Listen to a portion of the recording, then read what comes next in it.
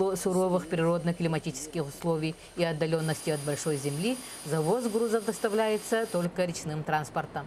Общий расход дизельного топлива на выработку электроэнергии всего района составляет 9 миллионов 9 тысяч 300 тонн. У нас склад ГСМ очень большой, вот, тоже, значит, более 9 тысяч тонн.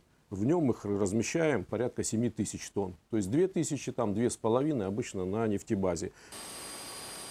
Дизельными станциями Арктического района вырабатывается 34 миллиона 500 тысяч киловатт-часов энергии.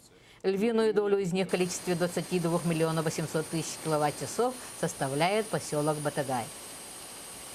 В сутки потребляем мы 16 тонн топлива, вырабатываем 71 тысяча киловатт. Да.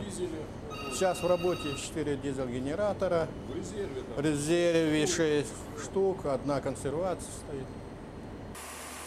Впервые в условиях крайнего севера в поселке Батагай в июне прошлого года введена в строй солнечная электростанция мощностью 10 киловатт. Самая крупная станция на вечной мерзлоте является 5-й по счету в Верхоянском районе солнечной станцией.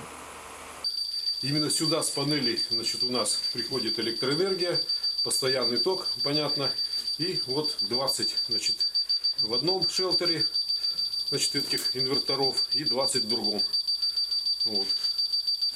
Все они, значит, собирают с панели электроэнергию и, значит, постоянный ток вот приходит там на подстанцию. И там уже, значит, преобразует ее, значит, уже переменный ток 380 у нас вот, вольт преобразуется в 6 киловольт, который идет на солнечную станцию.